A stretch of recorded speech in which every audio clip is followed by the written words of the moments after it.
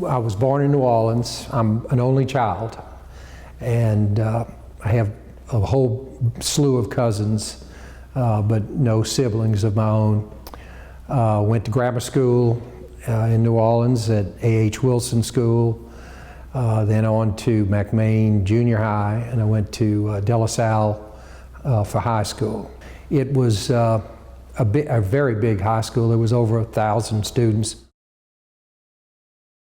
I wanted to be a neurosurgeon. Well, to be a neurosurgeon, before you really finished, you're in your late 30s. And one of the things I realized was that, you know, even if you go to school that long, there are certain things that are presented to you in a surgical setting that you can't do anything. You can't help people. And I knew I was not going to be good with that.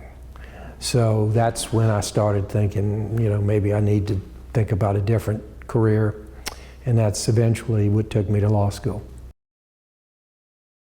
Well, initially I thought I was going to go to Tulane, but a whole bunch of my friends were coming to LSU, and I realized if I was going to stay at Tulane, I was going to end up having to live at home, and I was not interested in doing that at that time.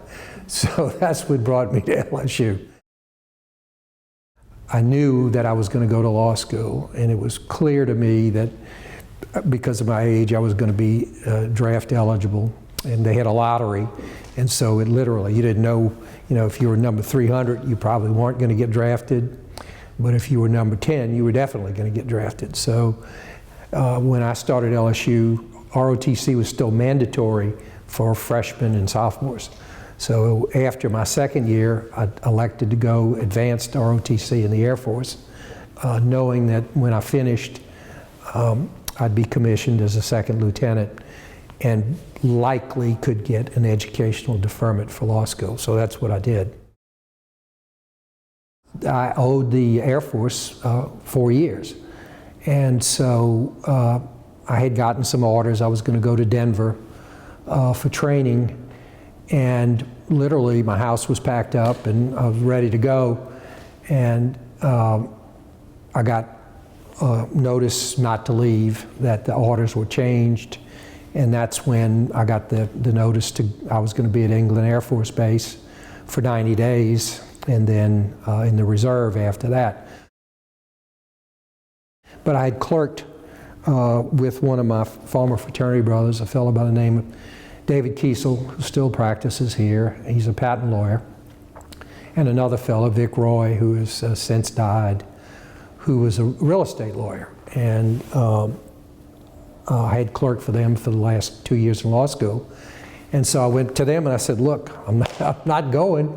I'd like to stay. And they were amenable to that. And so I practiced there with them for 12, 13 years or so.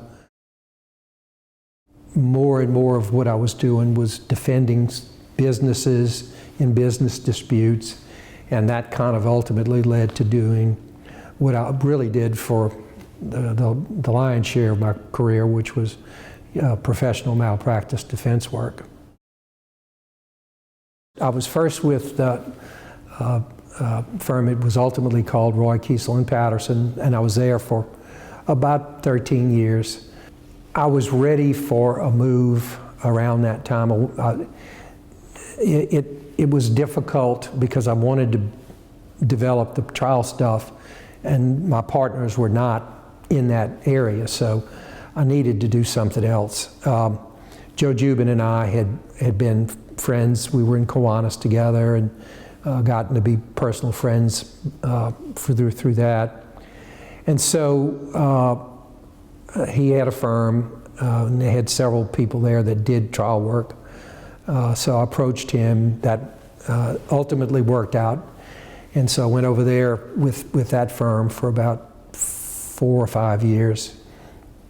Then Chris Kirkpatrick approached both of us and told us that Senator Long, Russell Long, was going to retire from the Senate and was going to have an office in Washington and an office in Baton Rouge, and they wanted to staff up the office in Baton Rouge. Would Joe and I be interested in joining and, forming the firm. And so that's what we did. In 1988, we formed Long Law Firm, and here we are today.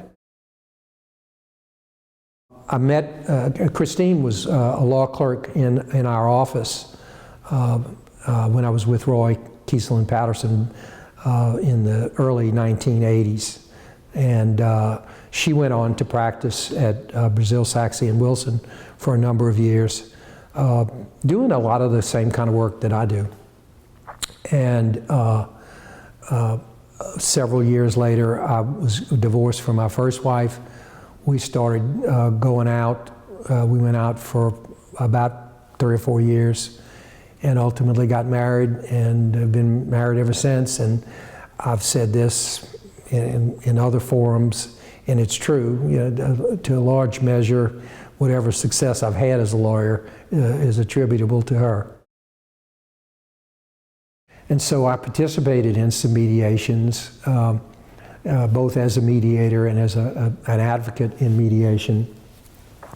And at that point, I realized I needed to educate myself more about the process so I could be more effective in doing it. I wasn't really thinking that much at that time about being a mediator, but of being a good advocate for clients. So I looked around, and Pepperdine offered a program that I thought was attractive for practitioners because obviously I couldn't take a year off and go to school, but I could go a week or two here and there. And so I started out there, not really with the intention of getting the academic degree, but just picking courses that I thought would be helpful. But it was so good, and it was so interesting, and the faculty was so dynamic in the way they taught that I did elect to go ahead and do it. And so over the course of about 7.5 years, I got the LLM, and that sort of took me into being a mediator avenue. About 8 or 9 years ago, a group of us, about 5 or 6 of us, got together, and we formed what was called Patterson Resolution Group. We tried to focus our work on, as we advertise it, complex mediation and arbitration. And so what the message was is, if you have problems that are large, that have multiple layers, like a big construction dispute with multiple parties, those are the kinds of cases we tried to offer to potential lawyers. I've been a bar junkie for pretty much my entire professional life. And so, I was first very active in the Baton Rouge bar, held all the major offices, and then ultimately was the president of the Baton Rouge bar in 1984, 1985. Then, through encouragement by other people, started to get involved in state bar activities.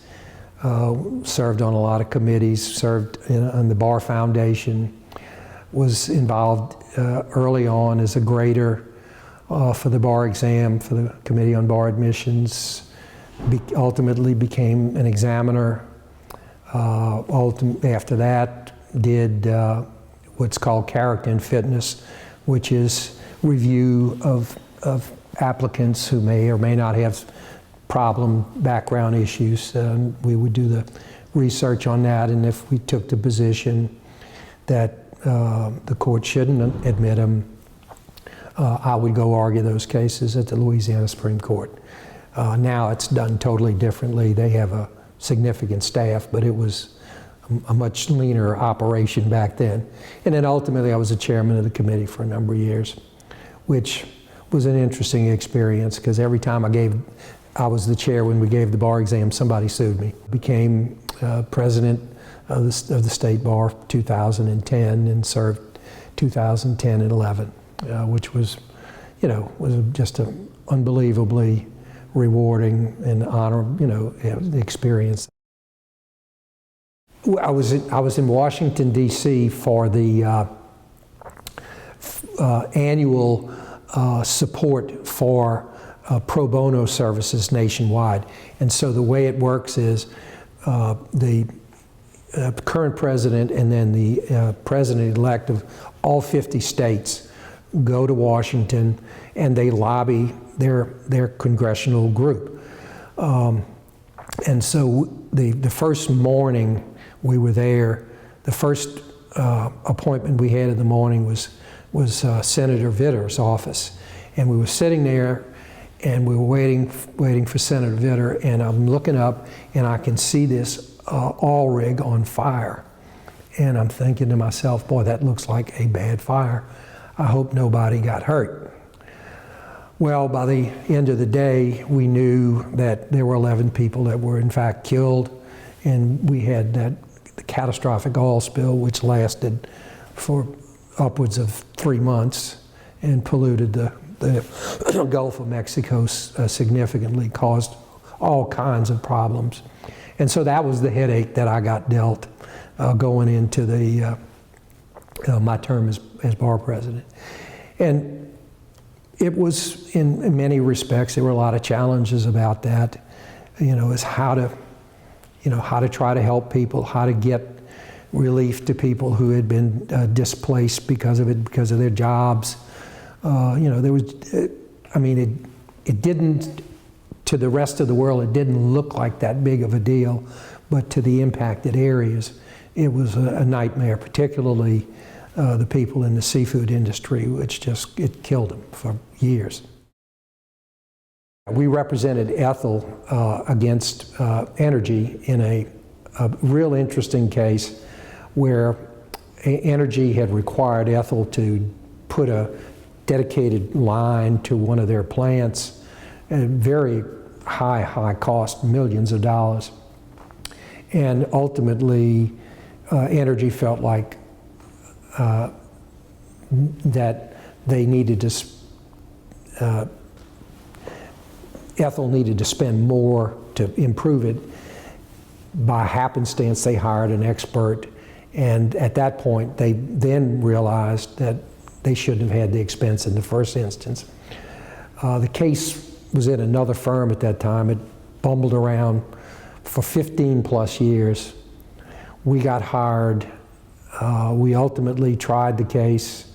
It was a jury case in front of Judge Kay Bates. At that time, it was the largest verdict in her court to date, which it was, with interest, it was right at $8 million.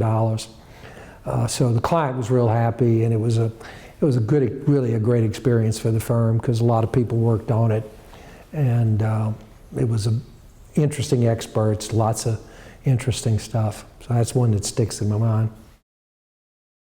I've been teaching a trial skill course at the law school with my buddy Ed Walters for going on 30 years, and he and I still get excited about it. Every year we'll be teaching this coming spring, and it's a good thing for us old guys to have the opportunity to see what these young people are like, and to try to give them some tools that they're going to eventually need. So yeah, that's a real big piece of my existence, if you will. I really enjoy doing it, and I think we're giving our students something that's valuable. Well, I hope people will say that he did the best he could for his clients and was a good law partner and a good teacher. And I think those would be the things that I would say if I was writing it.